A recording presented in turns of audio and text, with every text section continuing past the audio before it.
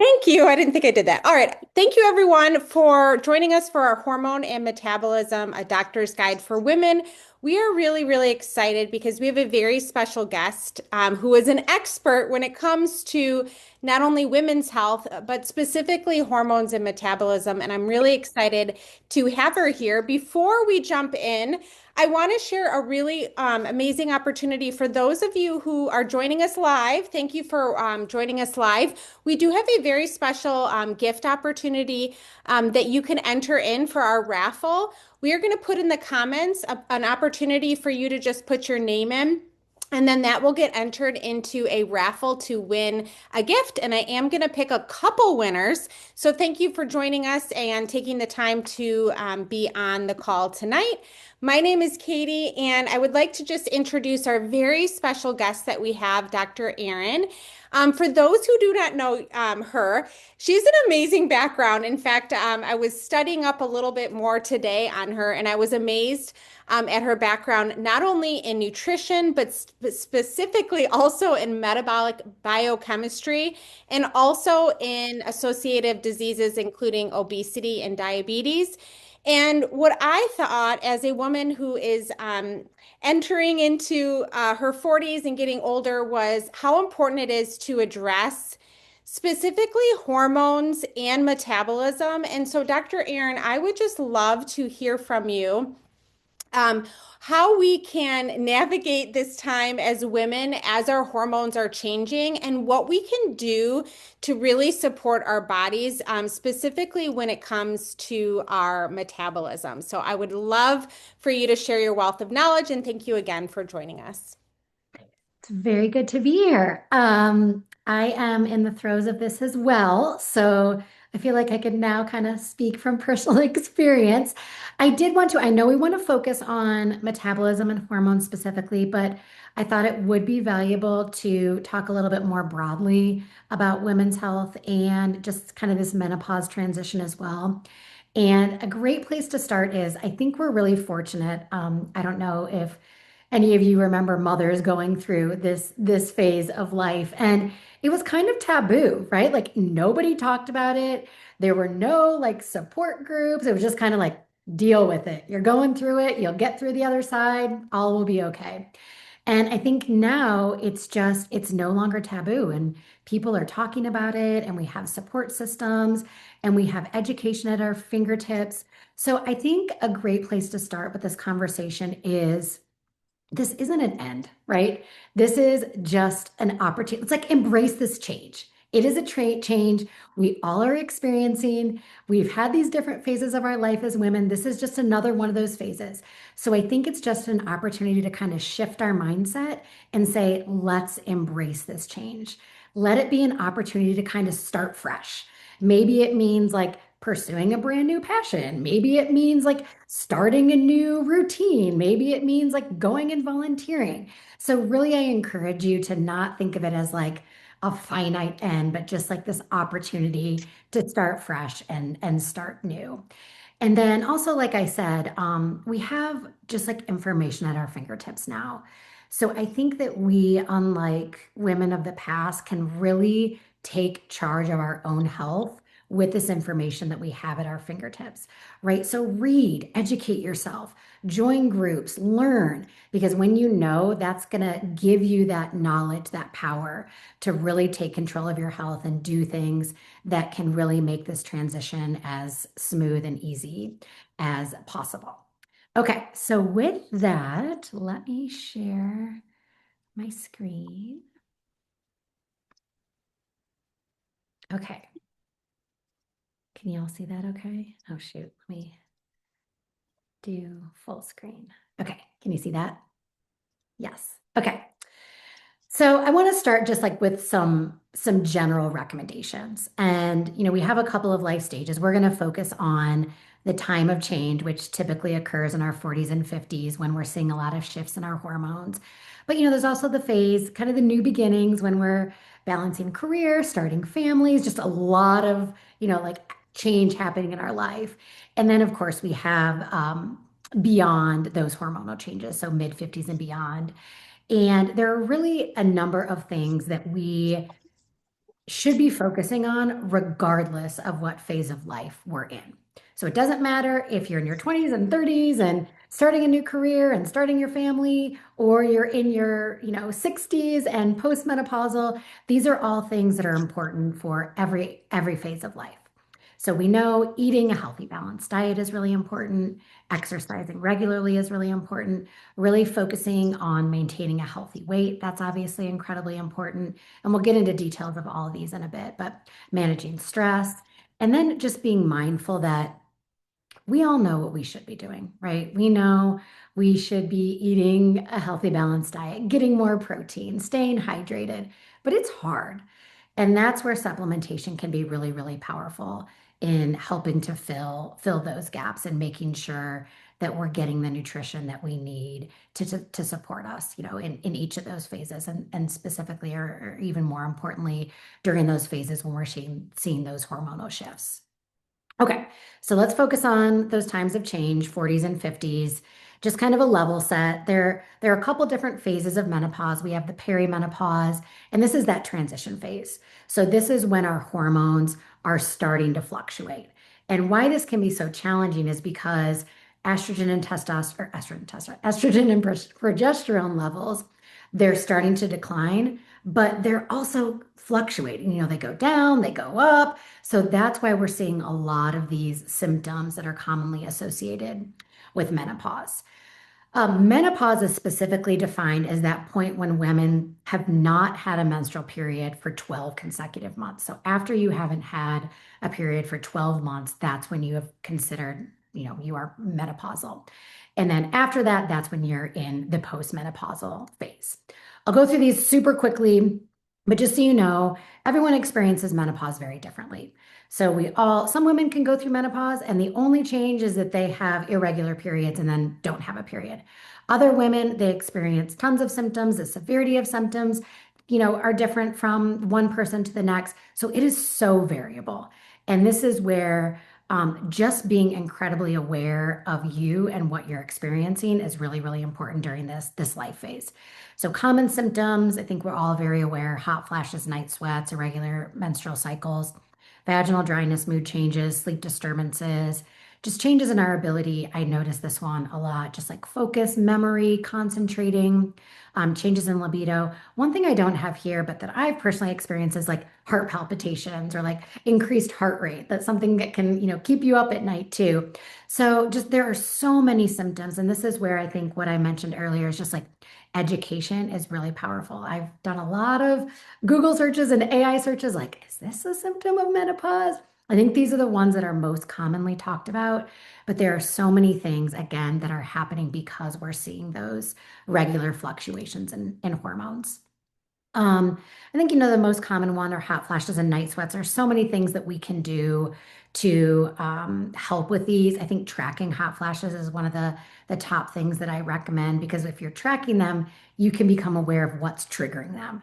And if there's something specific that's triggering them, you can avoid it, right? So if you notice that you're getting hot flashes when you're drinking alcohol or consuming caffeine or eating a specific food, like a spicy food, that's something you can avoid to help minimize or limit those hot flashes. Always having a cold beverage nearby is helpful. Dressing in layers, you can take things off if you have a hot flash. Always having a fan in your room, that can be helpful. um, Plant-based estrogens, phytoestrogens. I'm a big soy proponent. I think, we have a number of incredible soy-based products. These are, soy is something that naturally mimics estrogen. So as your estrogen levels are declining, this is the reason why we're seeing so many of the symptoms that come with menopause, right? Because of those declining estrogens. So if you can give your body back something that naturally mimics it, that can help reduce a lot of those menopause symptoms. One of my colleagues, I don't know if I've shared this with this group, but told me that in those a lot of the Asian populations that consume a lot of soy, they actually didn't have a word for hot flashes because the people were consuming so much soy that people didn't experience hot flashes. And then as they started adopting these more Western diets and started to experience them, they had to come up with a word for hot flashes. So supplements and specifically soy can be really powerful with hot flashes. I promise I'll go through these quickly, but I think this is important. Uh-oh, I Can't click. Okay. Sleep disturbances, this is oftentimes a consequence of hot flashes. You're having hot flashes at night and it can cause you to not sleep well. Similarly, those heart palpitations or just racing heart. So things that you can do to help with this. And this is what I kind of level set with at the beginning, like exercise. That's a really powerful sleep aid.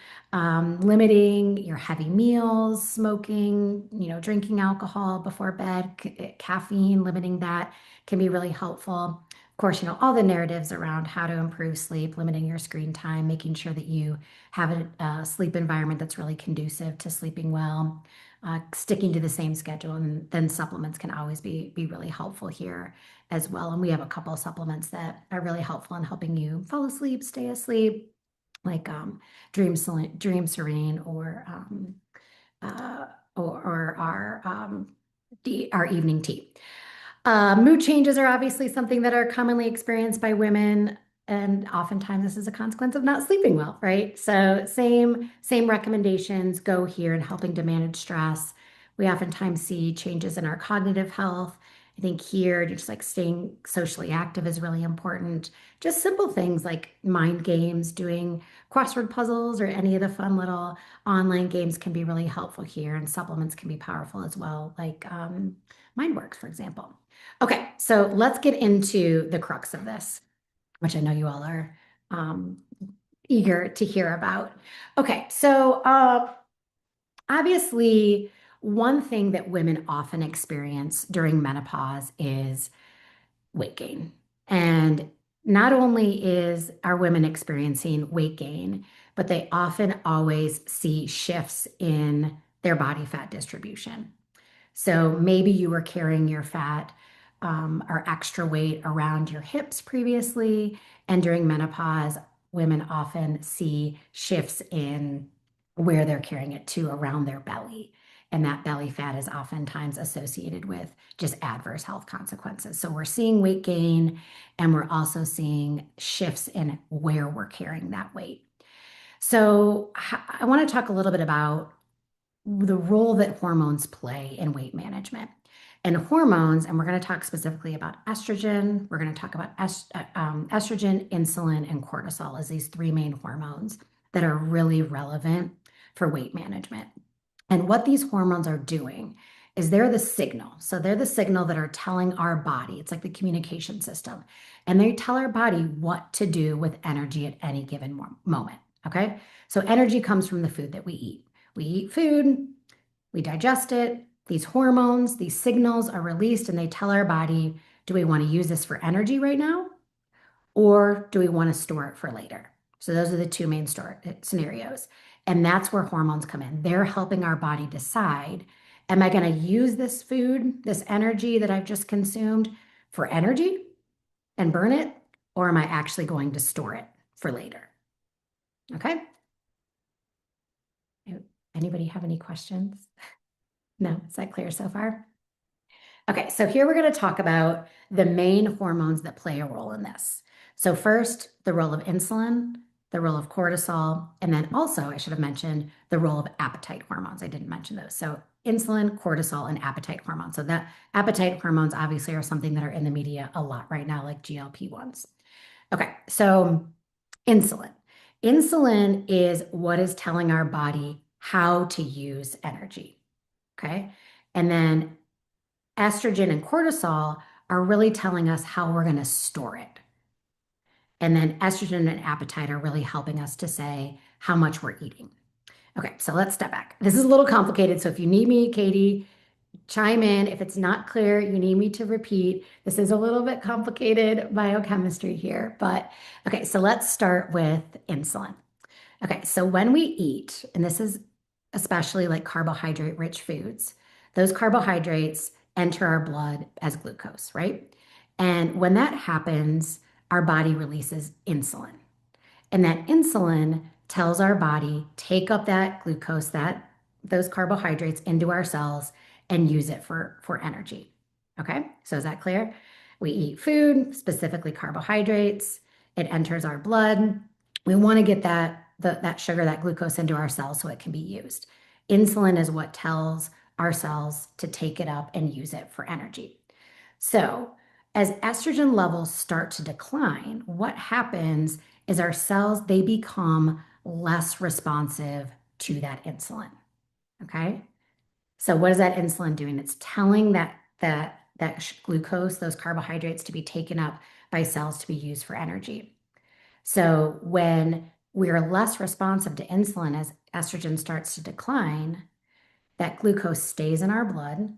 Insulin levels go up even more.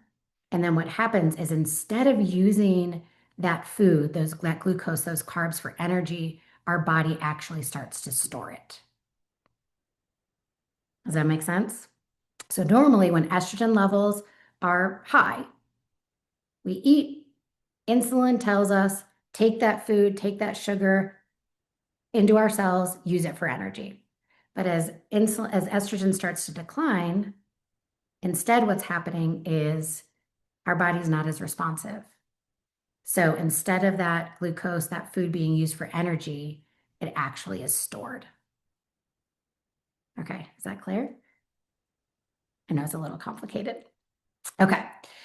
So then that's where this whole estrogen helps regulate where body fat is stored. So when we have healthy estrogen levels, fat is most likely to go to places anytime we're storing excess energy, it's most likely stored under our skin. So this is called like subcutaneous fat. So it's stored like in our hips, it's stored in our thighs, and those fat cells. We have fat cells all over our body, right? And there's fat cells in our hips and our thighs just under our skin. So that is really, really responsive to insulin. So when our estrogen levels are normal at, an elevated or a normal state, we tend to store excess energy in those cells just under our skin. Okay.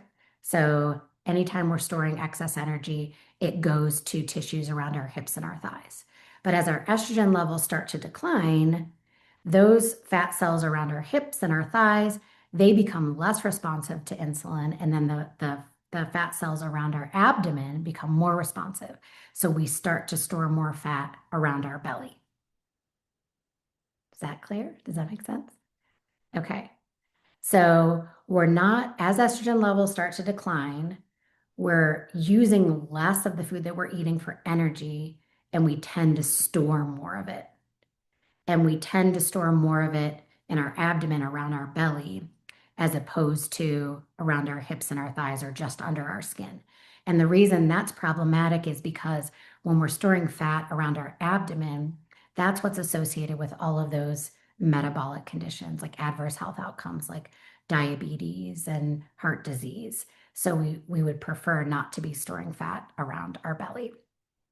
And the other thing that kind of exacerbates that is as estrogen starts to decline, cortisol becomes more impactful. Okay. And what is cortisol doing? So we know cortisol is released when our body is in a stressful state. And when our body is in a stressful state, what that does is it tells us, let's start breaking down all of our energy stores. So our body has something to use for energy, right? So when that happens, the glucose levels in our blood go up. Our insulin levels go up because our body wants to get it inside the cells, but we're not responsive to insulin. So it becomes this very vicious cycle that's forcing us to store and store in all the wrong places. Does that make sense? I know it's a little complicated, but just to kind of reiterate, what's happening is when estrogen levels are not fluctuating in just like a normal steady state.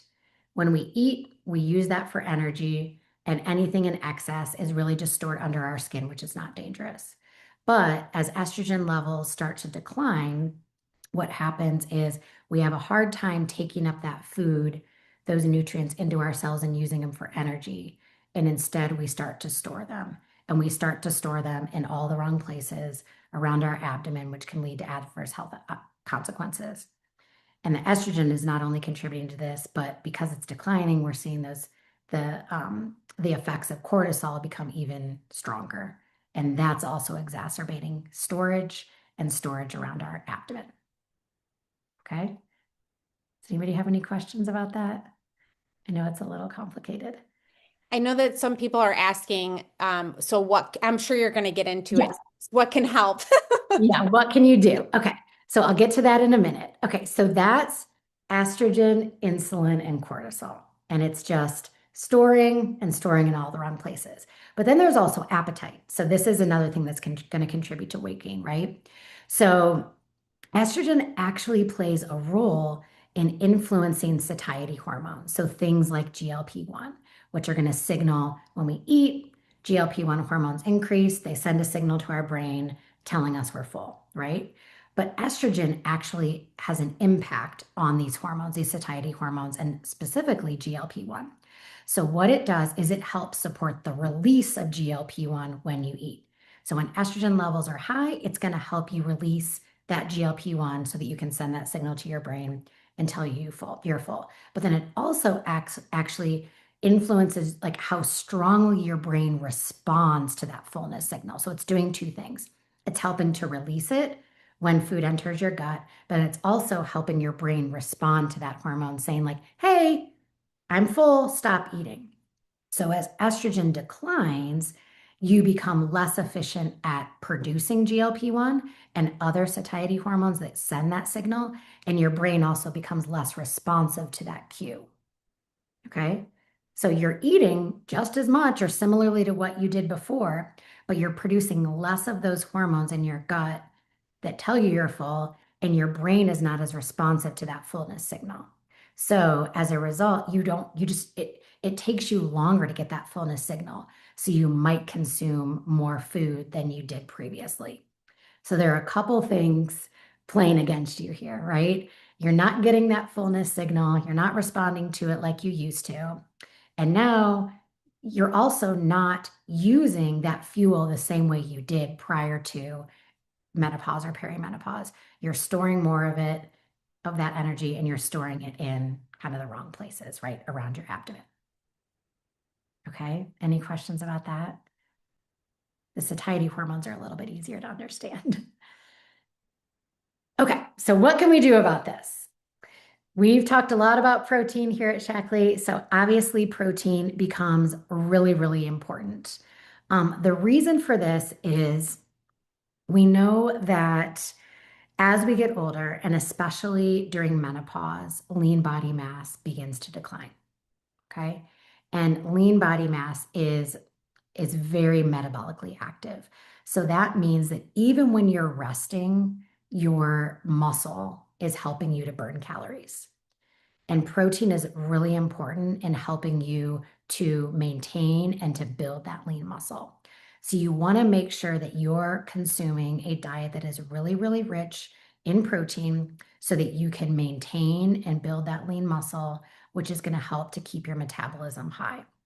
It's also going to be really important for insulin sensitivity. So remember I talked about like as estrogen levels decline, your body is not as responsive to that insulin, which tells you to take those carbohydrates, take that glucose into your cells. So it requires more insulin. So protein helps you to be more responsive to that insulin so that you can actually get that glucose, those carbohydrates, that sugar into your cells so that you can use it for energy as opposed to storing it as fat.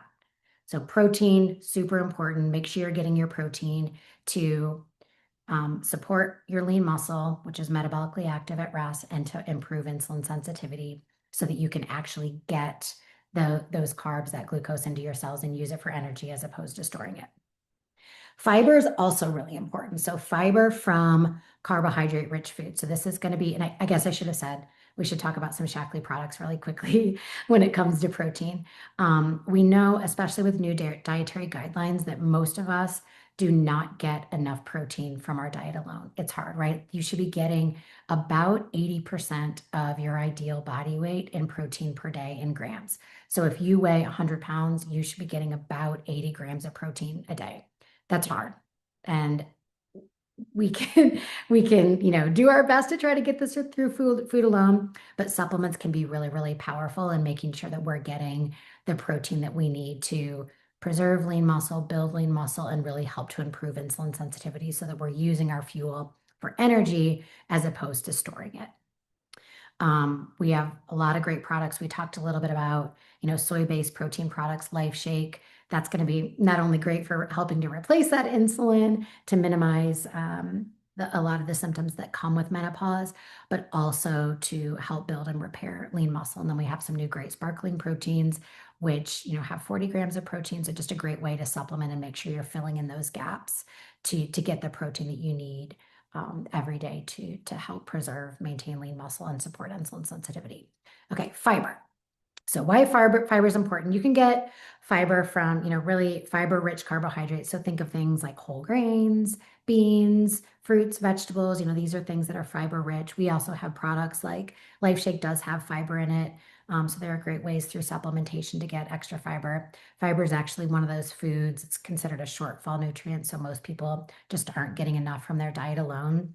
Why this is so important is fiber, like protein, and I should have mentioned this with protein, it helps to stabilize your blood sugar, right? So when you eat carbohydrates, especially like simple carbohydrates, it causes spikes in your blood sugar. And normally, when estrogen levels are at a normal level prior to menopause, those spikes can be, the glucose is taken up by your cell and it's used for energy. But as estrogen declines, those spikes become even more problematic because spikes in glucose cause spikes in insulin. If you're not responsive, it releases even more insulin, can't be taken up by cells, it's not used for energy, and instead it's stored. But if you're consuming diets rich in fiber, if you're consuming diets rich in protein, it minimizes those glucose spikes. So that minimizes the insulin that needs to be released, and your glucose can be taken up by cells much more easily, and it can be used for energy rather than stored in our body. So making sure that you're focusing on fiber-rich carbohydrates, again, to help stabilize blood sugar, really help to minimize those spikes and crashes. It's really important. Okay. Healthy fats. This is a little bit indirect, but also very important because fats are really an important component in your cell membrane. And your cell membrane is where a lot of those, they're called receptors, but the things that your body needs to respond to insulin live. So healthy fats can be really, really powerful in supporting insulin sensitivity as well. And then fats are also building blocks for a lot of our hormones, right? So making sure that you're getting enough healthy fats in your diet. So this can be things like omega-3s is really, really important, again, for just maintaining the integrity of our cell membranes, which is important for signaling, getting, glucose and carbohydrates into our cells so that we can use it for energy rather than storing it. And then also, like I said, providing building blocks to actually make those hormones. And then hydration. This is really important too. So metabolism is all about turning the nutrients that we're eating, so the glucose, the fat, the protein, into energy that our body can use. And those nutrients have to be delivered to our cells, right? So they have to be delivered to our cells in order for our cells to use them for fueling all the different functions that they need to function, right? And hydration is really, really important for that. You have to be hydrated. You have to have fluid in your blood volume in order to deliver those nutrients to your cells, in order for them to get those nutrients. And then a lot of the chemical reactions in our cells that allow us to metabolize food require hydration too and electrolytes.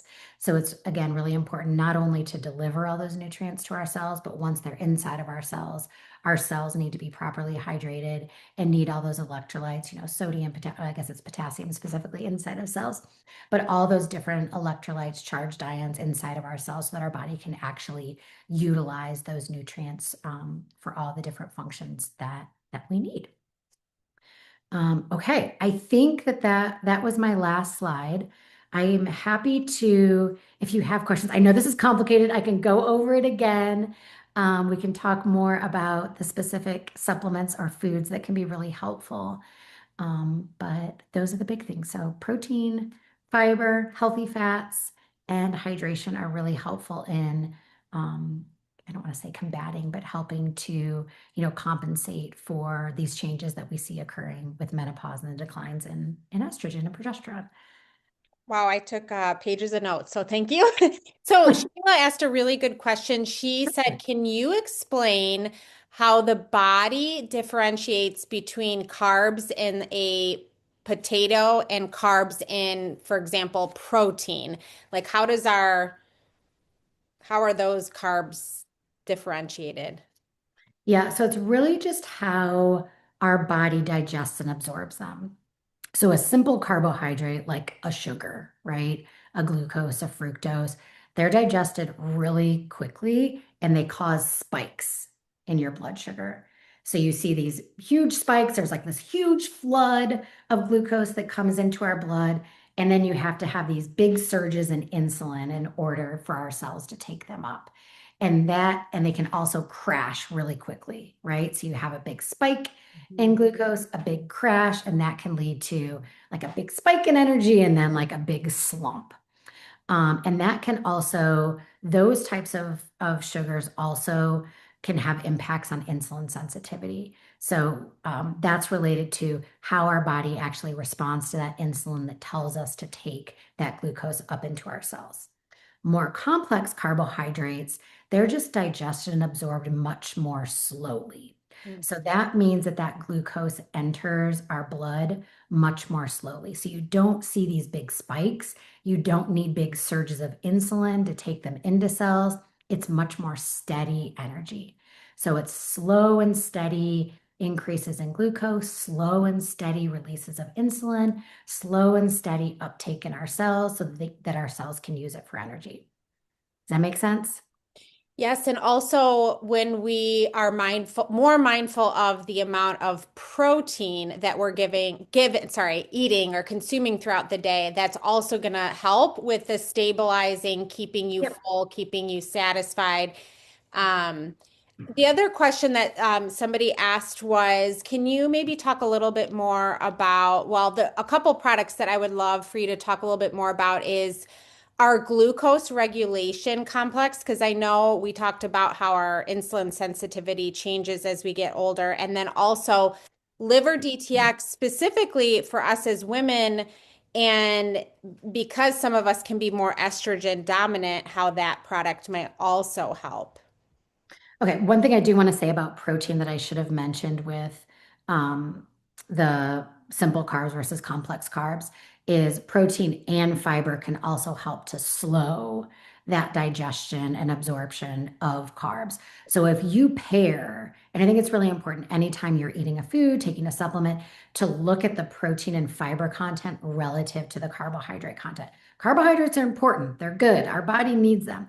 Glucose is good, sugar is good, our brain needs it. There's like certain tissues in our body that rely almost exclusively on glucose for energy. So we need it, but we just need to be mindful of the ratio because when you have, high protein, high fiber in combination with the carbohydrates, they're going to be digestion absorbed much more slowly, right? So that's what I explained with complex carbs that you'll see a much more slower, steady rise in glucose in our blood and then a much more slower, steady rise in insulin to bring it into our cells. So that helps to stay insulin sensitive and for our body to actually utilize it for energy as opposed to storing it for later.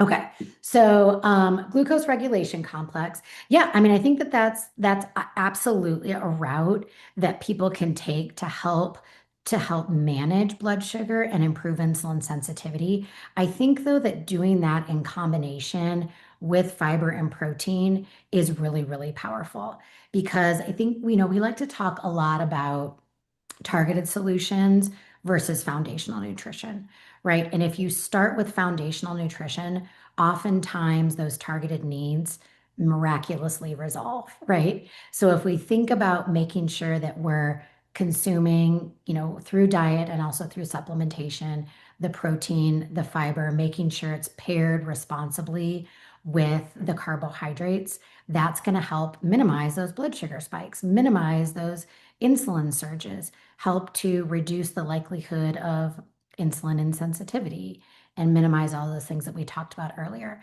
So absolutely, I think that it can be a path to help to manage blood sugar, but I think you should focus on those foundational nutrition elements first, the protein, or in conjunction at a minimum.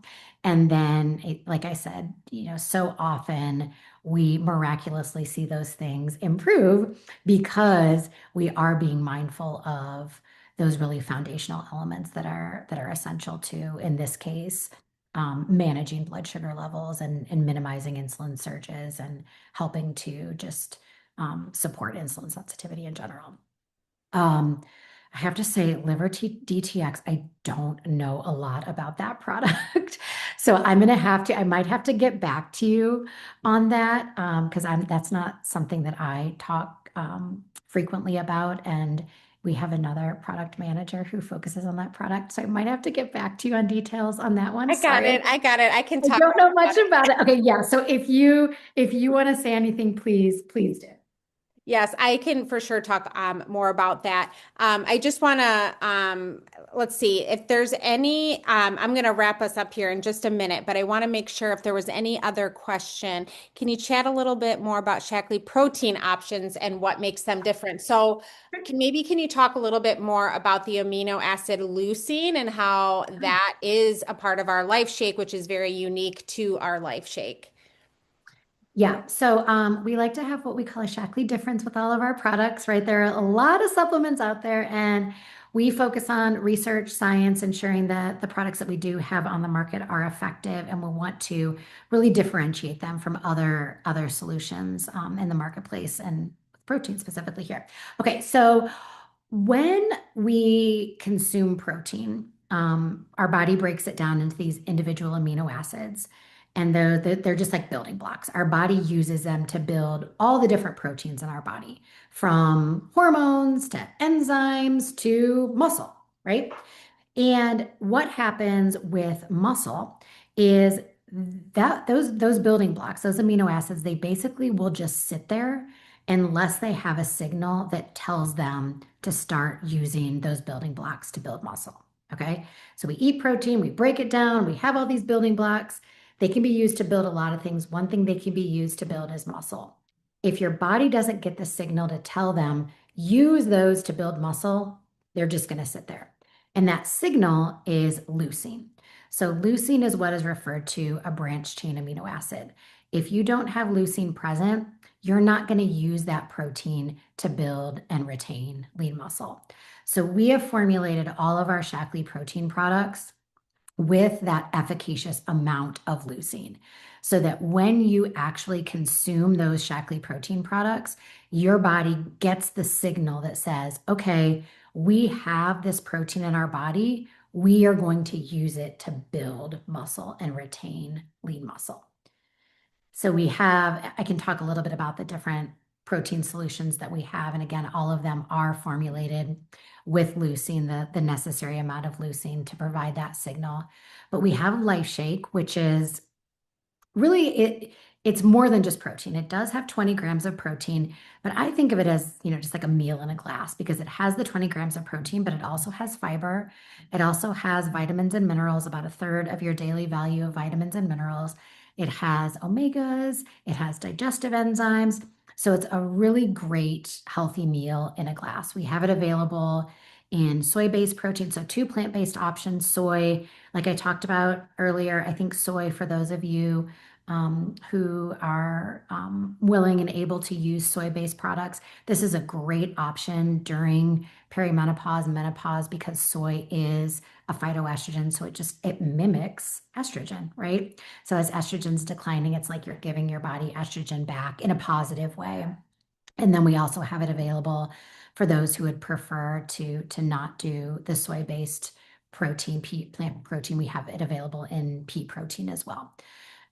We have meal bars, we have snack bars that are very similarly formulated to our Life Shake. And then we also just launched a sparkling protein. So it's just like a sparkling water, right? But it has 40 grams of protein in it, which is kind of wild. And it's a whey-based protein. It's a fraction of whey protein called beta lactoglobulin. and it's naturally just very, very rich in all of the branched chain amino acids and especially rich in leucine.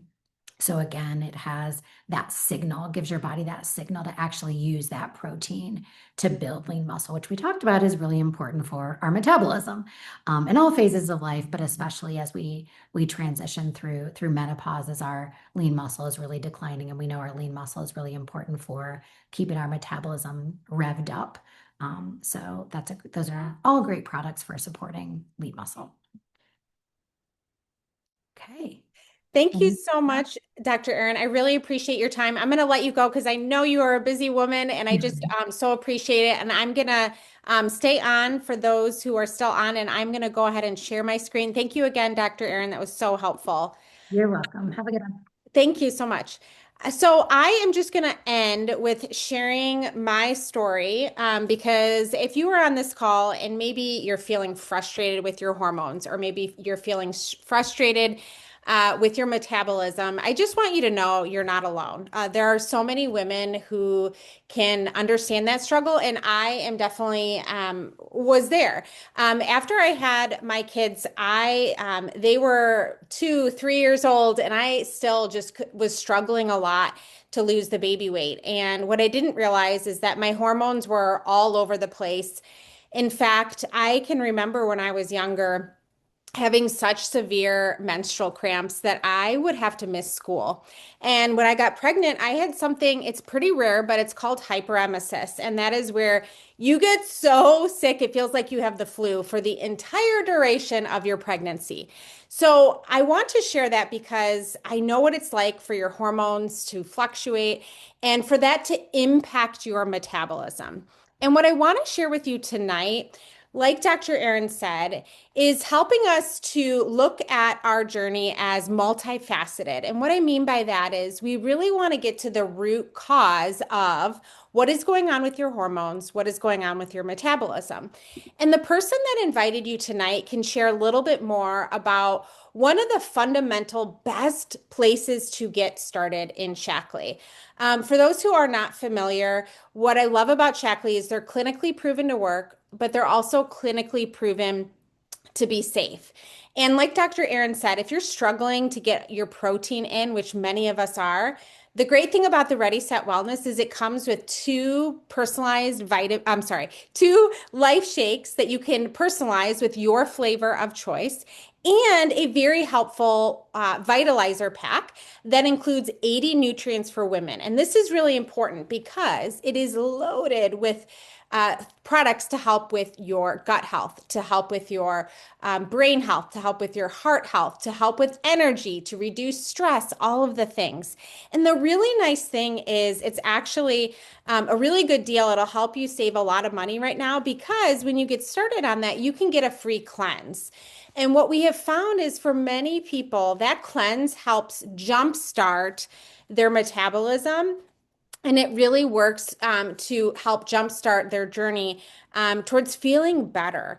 And we don't have a whole lot of time to get into all of this, but there are products that we can also do that will help you with if you feel like stress might be an issue. Because if our cortisol is constantly in that fight or flight, it is going to be very difficult to lose weight.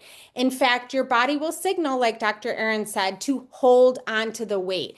And stress relief complex actually works to blunt cortisol. So, believe it or not, there have been some people who have gone on our stress relief who've experienced weight loss because it helps reduce and blunt that cortisol response, which, if you are a woman, many of us struggle with stress from time to time. GLA can be really helpful for women, especially with PMS. Liver DTX is a product that's really helpful because for a lot of us who may have estrogen dominance, which I can't get into too much tonight, but it can help with releasing a lot of those toxins in our liver, which is really important, especially for our hormones. Metabolic Boost is also great for burning calories and just helping with your metabolism as well. And we also have a new creatine that's been really beneficial because Our bodies, when we can fuel them, not only will it help with energy, but it will help also with building lean muscle, which is really important, especially as we get older. So I encourage you to reach out to the person that invited you so that they can help you develop a personalized plan. We really believe that you as an individual are most helped when we can personalize a plan according to your needs, according to your health goals.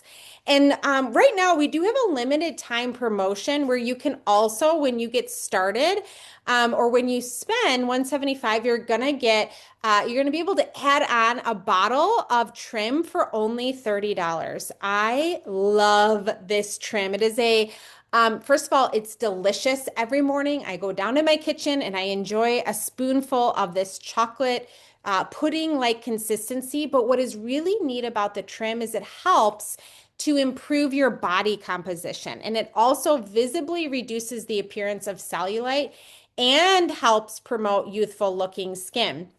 So this is a very helpful product that if you were to get the Ready Set Wellness, you can add on as part of your bundle. Also, until tomorrow night, Shackley is running free shipping on any $50 order or more.